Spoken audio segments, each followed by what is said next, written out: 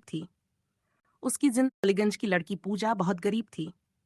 उसकी जिंदगी संघर्षों से भरी हुई थी, लेकिन उसके पास एक बड़ा दिल और सपने थे। पूजा के माता पिता मेहनत मजदूरी करके किसी तरह घर चलाते थे, परंतु परिवार की आर्थिक स्थिति बहुत खराब थी। पूजा के पास अच्छे कपड़े नहीं थे, न ही किताबें और न ही स्कूल की फीस भरने के पैसे। फिर भी वह पढ़ने का बहुत शौक रखती थी और हमेशा अपने बेहतर भविष्य का सपना देखती थी। दूसरी तरफ दिल्ली में रहने वाला अमीरजादा राहुल था। उसके पास हर चीज की भरमार थी, शानदार घर, महंगी कारें और उच्च शिक्षा के सभी साधन। लेकिन राहुल को यह सब कुछ होते हुए भी खुशियों की तलाश थी। वह दिखावे से भरी जिंदगी में घुटन महसूस करता था। उसके पास जितना पैसा था उतनी ही ज्यादा उसकी जिंदगी में खालीपन था। एक दिन राहुल अपने परिवार के काम से पलीगंज आया।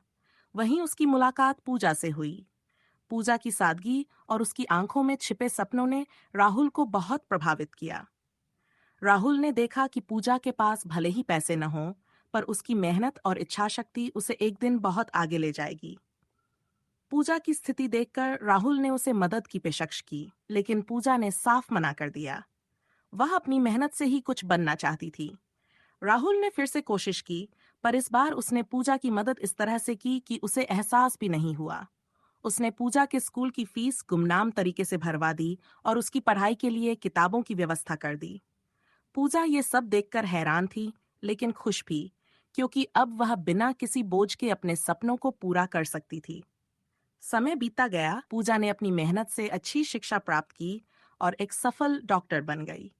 दूसरी ओर राहुल ने भी पूजा से प्रेरणा लेकर अपनी जिंदगी को नए सिरे से जीना शुरू किया। अब उसकी जिंदगी का मकसद सिर्फ पैसा नहीं था, बल्कि लोगों की मदद करना और उन्हें खुशियां देना था।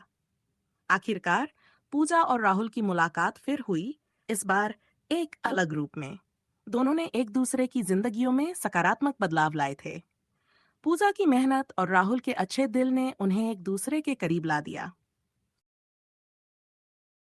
पूजा अब एक सफल डॉक्टर बन चुकी थी और पलीगंज के लोगों के लिए प्रेरणा बन गई थी। वह अपने गांव में एक क्लिनिक खोलकर गरीबों का मुफ्त इलाज करने लगी, ताकि कोई भी आर्थिक तंगी की वजह से इलाज से वंचित न रहे। उसके इस कदम ने पूरे गांव का जीवन बदल दिया। दूसरी ओर राहुल, जो पहले अपने परिवार के व्यवसाय से जुड़ा हुआ था, अब समाज सेवा में सक्रिय हो चुका था। वह शिक्षा और स्वास्थ्य के क्षेत्र में कई परियोजनाओं पर काम कर रहा था, खासकर उन जगहों पर जहां गरीब और जरूरतमंद लोग रहते थे। उसकी जिंदगी में अब सुकून और संतोष था, जो उसे पहले कभी महसूस नहीं हुआ था। एक दिन राहुल ने फैसला किया कि वह पलीगंज में एक बड़ा अस्पताल बनाएगा, ताकि पूजा की तरह और भी डॉक्टर वहां आकर गरीबों की सेवा कर सकें। उसने ये विचार पूजा के सामने रखा और पूजा को यह सुनकर बहुत खुशी हुई।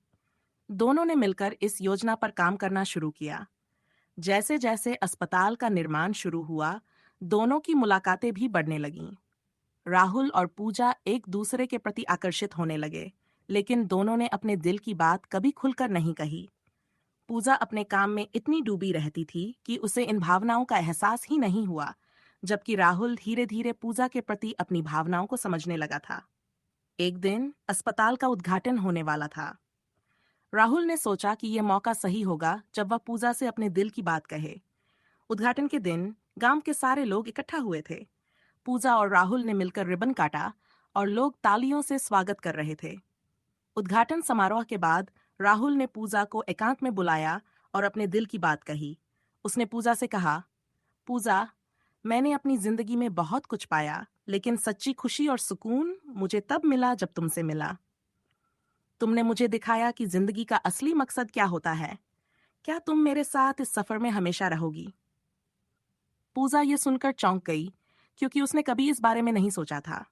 लेकिन उसने राहुल की आंखों में सच्चाई और प्यार देखा। कुछ पलों की खामोशी के बाद पूजा ने मुस्कुराते हुए कहा, राहुल, मैंने भी कभी नहीं सोचा था कि मैं किसी के साथ अपनी जिंदगी बांटूंगी, लेकिन तुम्हारे साथ रहकर मुझे लगा कि हम साथ मिलकर और भी अच्छा कर सकते हैं। हाँ, मैं तुम्हारे साथ इस सफर में हमेशा रहूंगी। इस तरह पूजा और राहुल ने न केवल अपनी जिंदगी को एक नई दिशा दी, बल्कि गांव और समाज के लिए भी एक मिसाल बन गए।